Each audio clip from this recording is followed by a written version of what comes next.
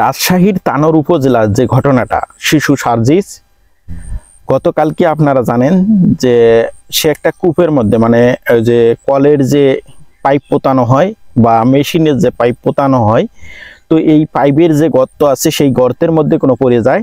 তো সেখান থেকে আজকে এখন পর্যন্ত প্রায় 24 ঘন্টা হতে যাচ্ছে, এখনো কোনো উদ্ধার করতে পারেনি।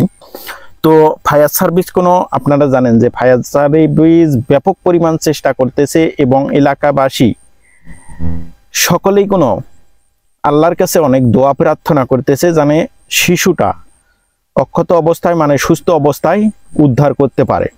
তো এখন জানি না, আল্লাহ তাআলাই জানেন যে সুস্থ আছেন কিনা, সুস্থ হিসেবে তাকে উদ্ধার করতে পারবে কিনা।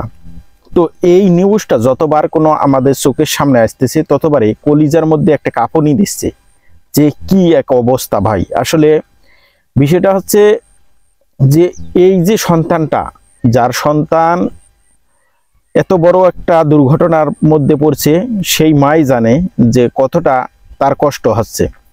তো বিষয়টা হচ্ছে, আমি মনে করি যে 24 ঘন্টায়ও এখনো যেহেতু উদ্ধার করতে পারে নাই, আমার মনে হয় এখানে একটু ফায়ার সার্ভিসের দুর্বলতা আছে। তারপরেও তারা আপ্যায়ন চেষ্টা করতেছে। কিন্তু আসলে একটা জিনিস আপনারা লক্ষ্য করেন যে এখানে এই যে গর্ত খোঁড়া ছাড়া কি অন্য কোনো উপায় ছিল না? মনে হয় অন্য কোনো যদি একটা উপায় থাকতো খুব সহজে শর্টকাটে কাজটা করার জন্য, তাহলে ভালো হইতো।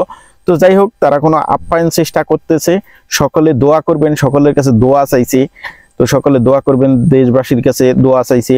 আর পুরা দেশবাসী মনে করেন যে কি এক অবস্থার মধ্যে আছে, আমি আসলে বলে বুঝাইতে পারবো না আপনাদেরকে। এই তানোর উপজেলায় যে একটা মর্মান্তিক ঘটনা ঘটছে, তো এই ঘটনাটা আসলে মেনে নেওয়ার মতো না। কারণ একটা 2 বছরের সন্তান, 2 বছরের একটা শিশু, সে কি অবস্থায় আছে শুধুমাত্র সেই জানে। যে আসলে 30 থেকে 35 ফুট নিচে যদি একটা মানুষ, একটা স্বাভাবিক মানুষও তো একাই থাকতে পারবে না, আর সে জায়গায় একটা ছোট্ট শিশু।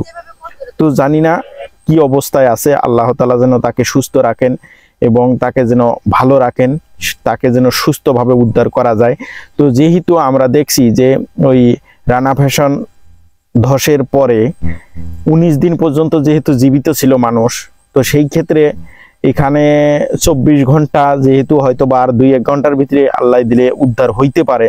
তো আমরা আশা করি যেন উদ্ধার হয়, সুস্থভাবে উদ্ধার হয় এবং অক্ষত অবস্থায় উদ্ধার হয়, এই দোয়া এবং আশা করি। তো দেশবাসীর কাছে দোয়া চাইছে, সবাই দোয়া করবেন। আর একটা কথা এখানে না বললে নয়, যে এই যে আমরা যে পানি দেওয়ার জন্যে বা কল পোতানোর জন্যে বা বিভিন্ন কারণে দেখা গেছে অনেক গর্ত বন্ধ করে রাখি, মানে অনেক খাল টাইল করি। তো সেই খালগুলা অবশ্যই যদি প্রয়োজনে না লাগে সেগুলা যাতে ভালো করে বন্ধ করা হয়। কারণ ভাই, একটা দুর্ঘটনা সারা জীবনের কান্না। তো সেই ক্ষেত্রে আমাদেরকে একটু সচেতন হওয়া উচিত। যদি এখানে সচেতন হইতো বা এই খালটা ভালোভাবে যদি বন্ধ করে দেওয়া হয়তো, তাহলে হয়তো বা এরকম ঘটনা ঘটতো না।